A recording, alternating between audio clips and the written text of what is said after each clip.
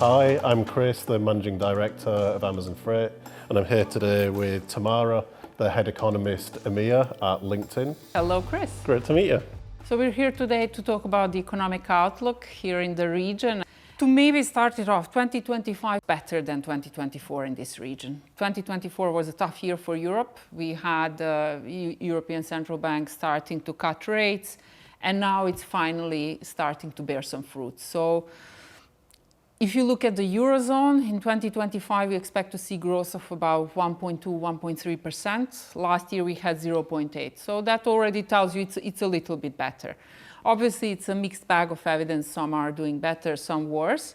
But unfortunately, we also are kind of not maybe that super optimistic that 2026 will keep getting better. So we expect it to be like maybe, out till the end of this year. We will maybe see a few more stronger months, and then it will start to be a struggle of how to maintain that level. That said, South of Europe is doing very well, especially Spain. Eastern Europe is also doing good, and UK is about doing the same as it did last year. Nordics are seeing a decent year in 2025, and then you have the question of kind of core Eurozone, France and Germany before everybody else. That's where it gets a little bit complicated, but we are optimists there too. So Germany had a very tough 2024, very tough 2023. It's finally now beginning to see a bit of improvement. It's expected to finally grow this year. Consensus is forming about maybe 0.5. So it starts with a 0, it's not great. You would want to see at least of 1, maybe even 2% to call it a really good year. How do you see it? What does outlook look from your seat? Yeah, so I speak to customers quite a lot, and I think starting with the positive, inventory levels have normalised, supply chain reliability has normalised. We've seen fuel inflation between 17 to 25% since before COVID. When I speak to customers, what I hear is that those COVID impacts have now normalised. I think part of that is that what I've seen since COVID is a lot more collaboration between businesses. And I think some of that sentiment is that we know that we can invest together and actually, again, get a multiplied effect from the investment than from if we were all like running our own boat. It's giving us extra opportunities to think outside the box. One of those is intermodal, where we use either short sea legs or rail legs to replace a road leg. We see that it's sustainable, and whenever I'm speaking to customers, I can't remember a new customer conversation where we didn't talk about sustainability. What we see from the sea is just under 50% carbon saving versus road freight. What we see from rail is just over 50%. And I think finding those opportunities that are going to reduce carbon, I think is the win. Intermodal is enjoying a renaissance, but there's definitely sentiment of the unknown that's coming into the future. And you mentioned Germany. What interests you about Germany right now? Yeah, so when you look at Germany right now, you cannot but pay attention to their fiscal plans. Their fiscal plans currently all kind of can be subsumed into a plan of 1 trillion euros over 10 years that their government is planning to spend half on infrastructure and half on defense. Now, obviously, there are quite a few obstacles of realizing a plan. It's one thing to dedicate the funds and to have the sources for it, and quite another to actually realize that investment. But even if it's just a portion of that, even if it's just, let's say 70% of that gets realized, or 80%, it's still a great story in a sense that, it's a nebulous kind of figure, 1 trillion, what does that even mean? And especially when you say 10 years. But what it really means is 2% of German GDP, only slightly above that actually, each year for those 10 years. So that means if Germany started this year from a recession, which it did, it was just about 0 in terms of economic growth, this spending would push it to 2% growth each year for the next 10 years. So like I said, even if you don't get to spend all of it, even if some of it gets stalled and so on, like it does with the investment plans and so on, it's still a great number.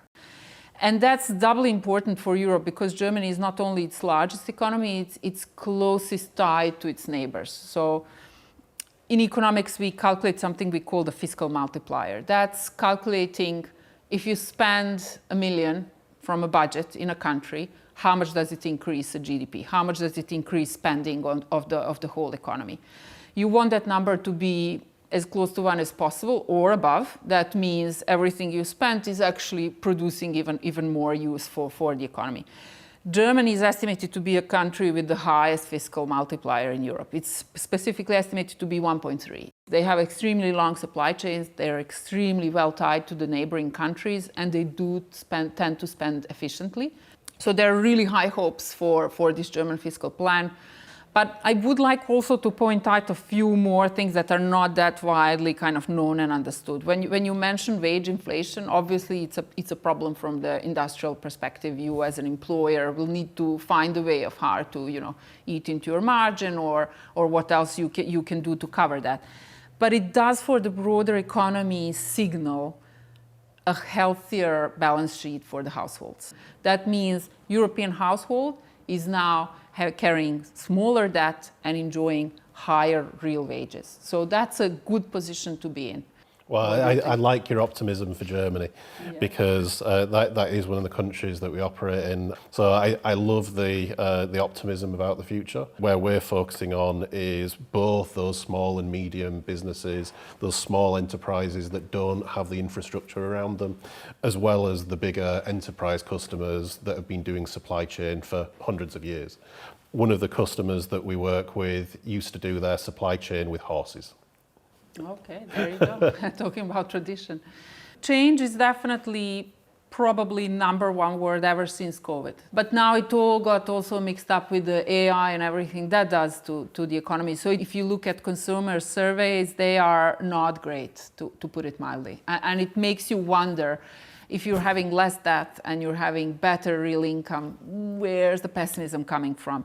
And almost certainly the answer is uncertainty. So the better we can deal with that, the better the future will likely look. And then obviously if you're a small business, then it just gets compounded. It just gets that much more difficult to figure out how do you plan, how do you make that into reality. So yeah, I would say any help with that is probably very welcome.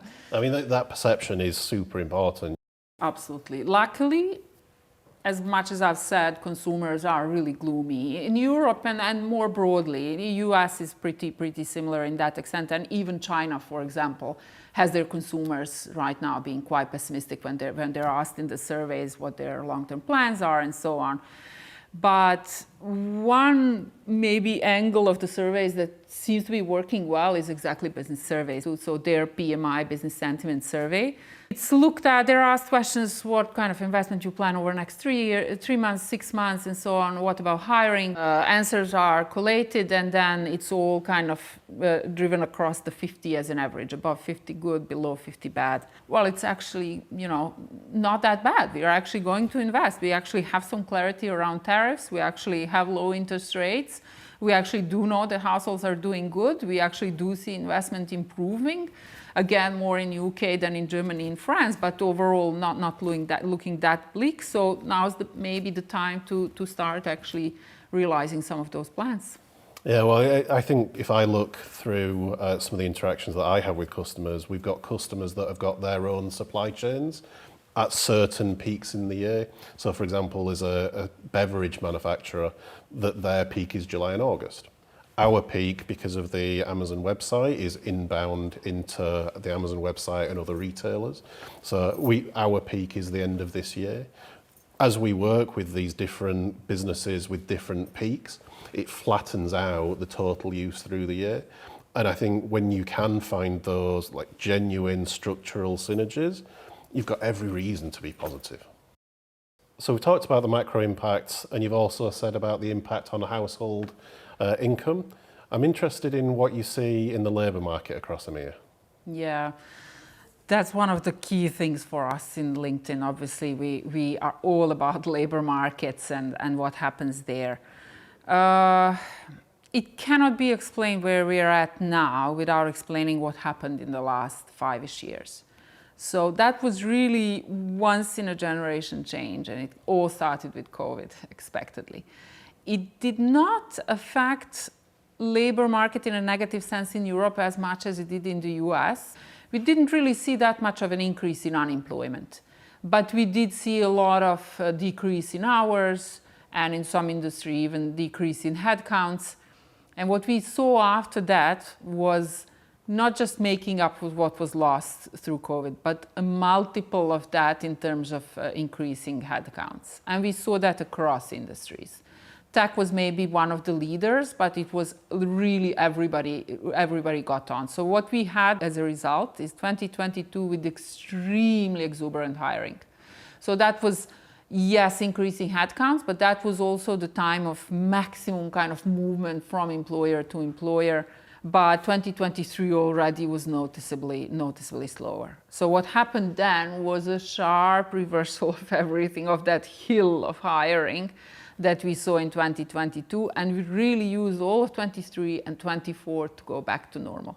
That said, 2025 is kind of a stagnant year, so everybody is getting to terms where they're at. Unemployment, luckily, is very low. It's historically extremely low. It's somewhat above where it was in 23 and 4, but you almost want it to be there, because obviously very too low unemployment will just normally produce wage inflation and then overall inflation, and you don't want that.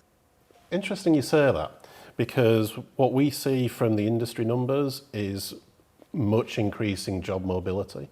And actually for us in Amazon Freight, that's worked very well because we can get expertise from lots of different sectors and they can come into us. One thing that's unique about Amazon is we very much recruit based on culture and fit. And then we've got a variety of training programs to then train the skill. And for me personally, that's helped because I joined in finance, I moved into supply chain, and I'm now working in a freight company. So I think that those ideas of people not having the same employer for their entire career, I think is much different now. I think you were talking about some numbers. Yeah, we have a kind of interesting piece of statistic to illustrate just how much more mobile it got. So this is how we phrase it. If you started a career 15 years ago, you should have expected to hold 8 different jobs throughout your career span. If you start today, you are expected to hold double the amount of jobs, so 16 jobs before you retire. That's quite a dramatic change. Obviously, that illustrates perfectly what it is like out there for somebody at the job market looking for a job. They do absolutely need to expect higher mobility and higher adaptability. So that's interesting. One thing that I've seen is increasing levels of job mobility. And we have applications from people from all sorts of different industries that aren't necessarily to do with freight.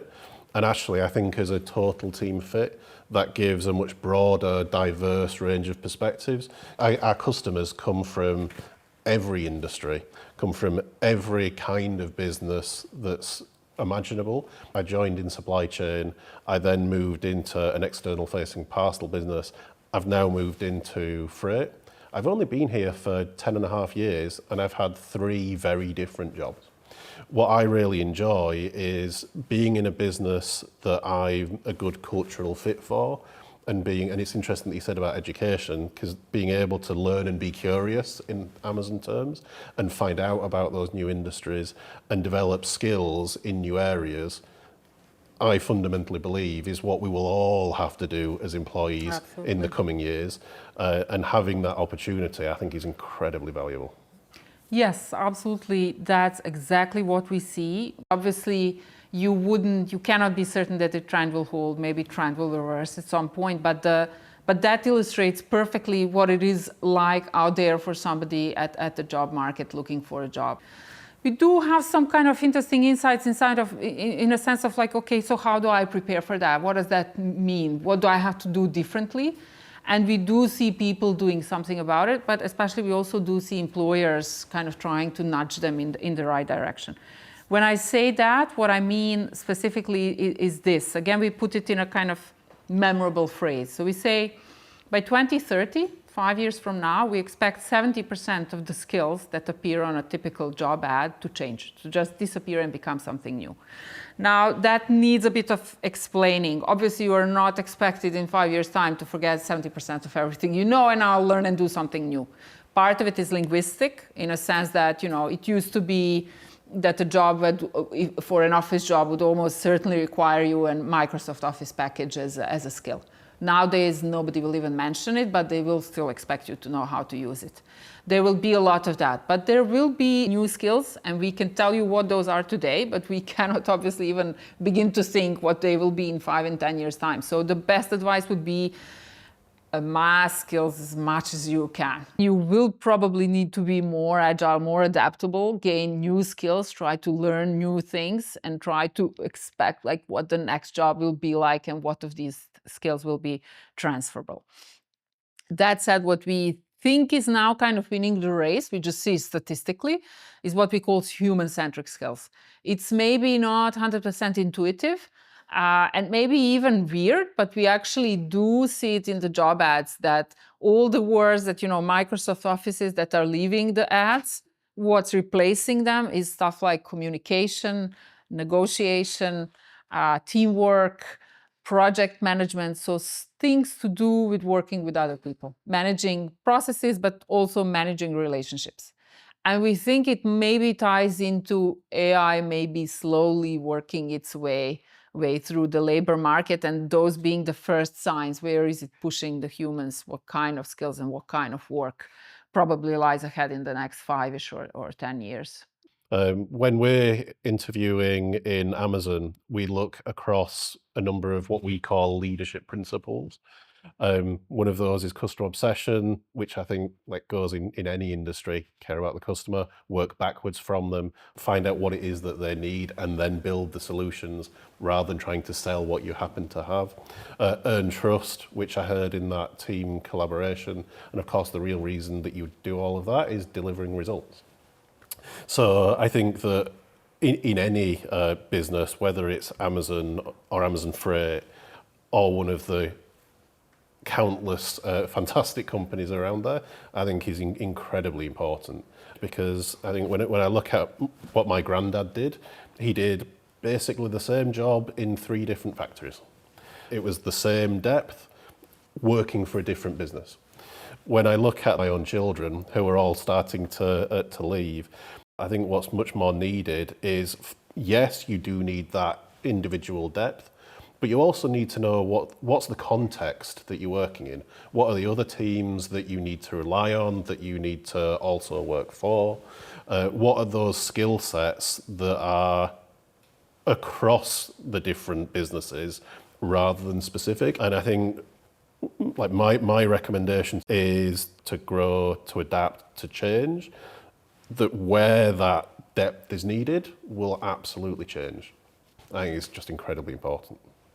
Yeah, absolutely. That would be exactly kind of my message, like you say, to my own children and all the young people out there. Yes, you will need to adapt, learn as much as you can. But to me, also the message underneath it is maybe now is finally the time where you can have the kind of courage to say, well, I'm actually going to do what I love. I do believe that actually might be a winning strategy for once, Well, I'm pleased you said that because I studied philosophy. Yeah, there you go. So I think there's some things that won't change. Team working, we will be doing more of, not less. Collaboration between businesses will be much more collaborative than competitive. We will need to work with these different businesses, share, and get, once again, that multiplier effect.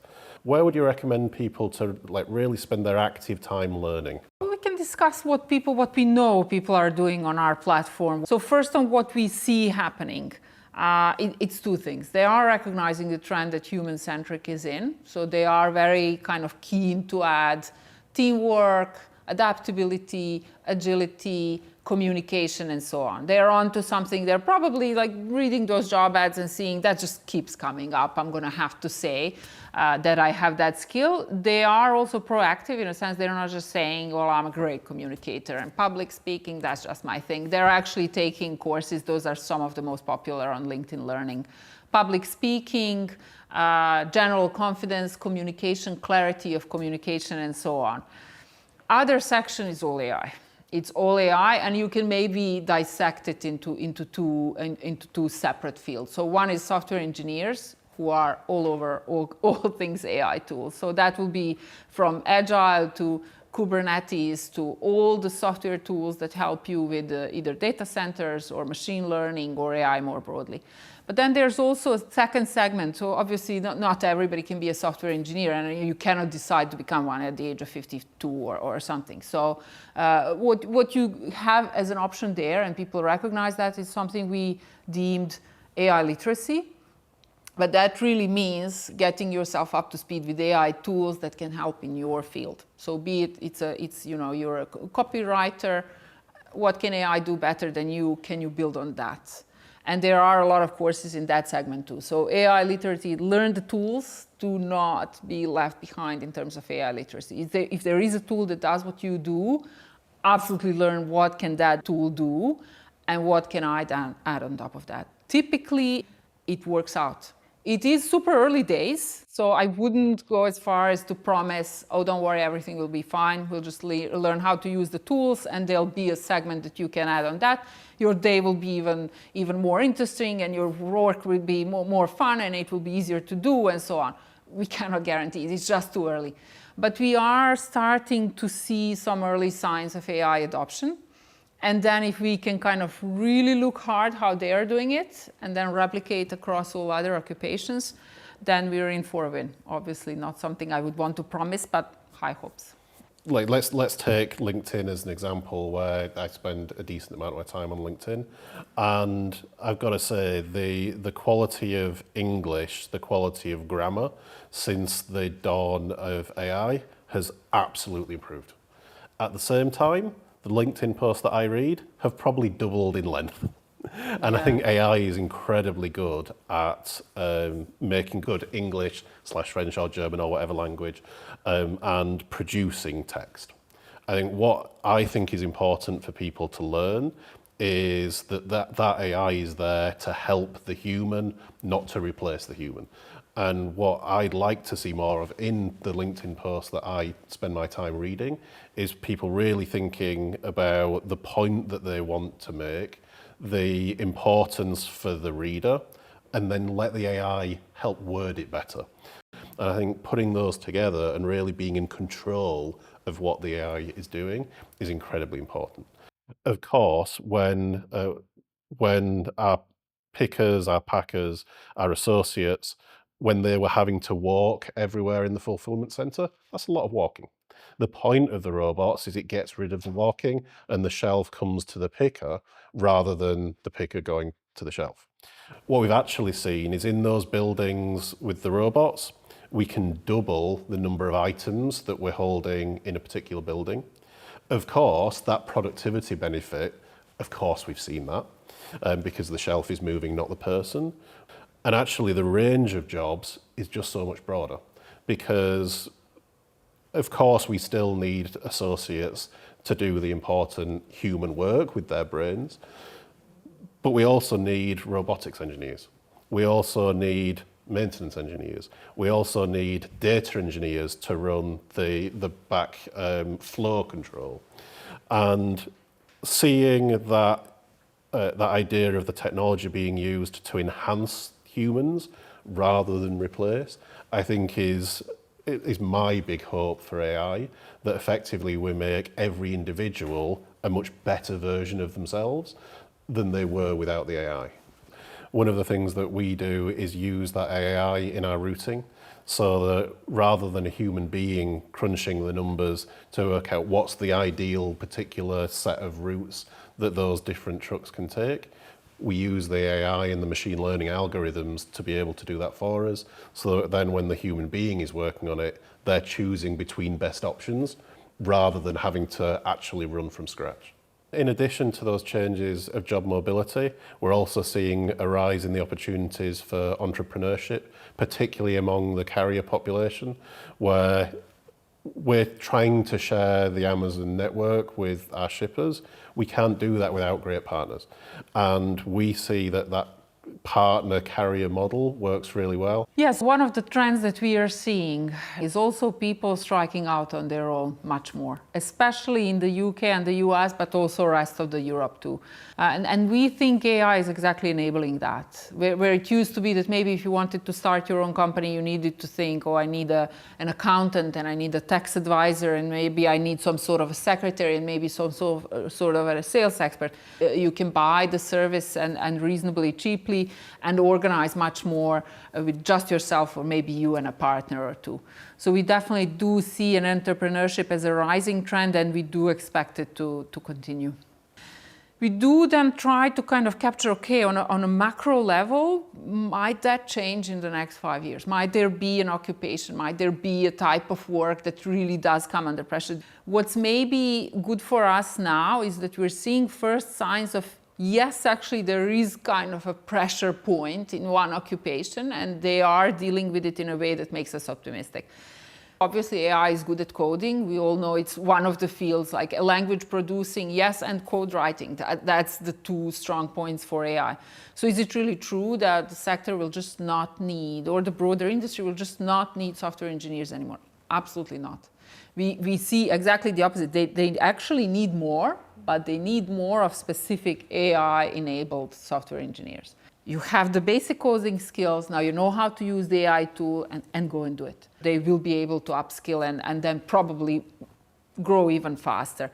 Then it's just a matter of can everybody else, all other industries where AI has a role, can they also upskill? And I'm very optimistic that yes, they almost certainly can.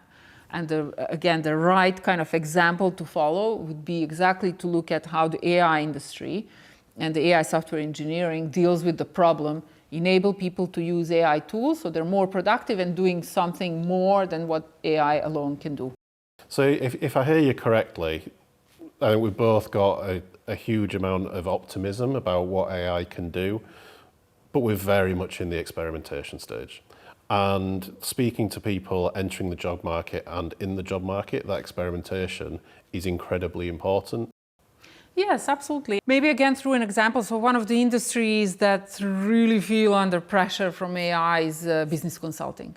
So a lot of what they do, summarizing other people's experiences, summarizing industrial statistics and so on, AI can do that. But I think for them exactly the challenge would be to solve the puzzle of AI. How do you help companies? And I know that they're after that goal. It's actually how do we help others go through the same challenge? And then it applies for the industries more broadly. If you can really harness the power of AI to make it not just for us to keep our jobs, but to have a better, more interesting jobs that are easier to do and that we look forward to more, I think, yes, absolutely achievable, but it will take some, like you say, learning and adaptation, yeah. We in LinkedIn call adaptability to be the word for 2025. And I would say, yes, it ties in very well with what you said. Just be prepared to learn, be prepared to adapt, use AI. Use AI as a tool, there are so many free versions out there. Otherwise, I would say, yes, I'm an optimist.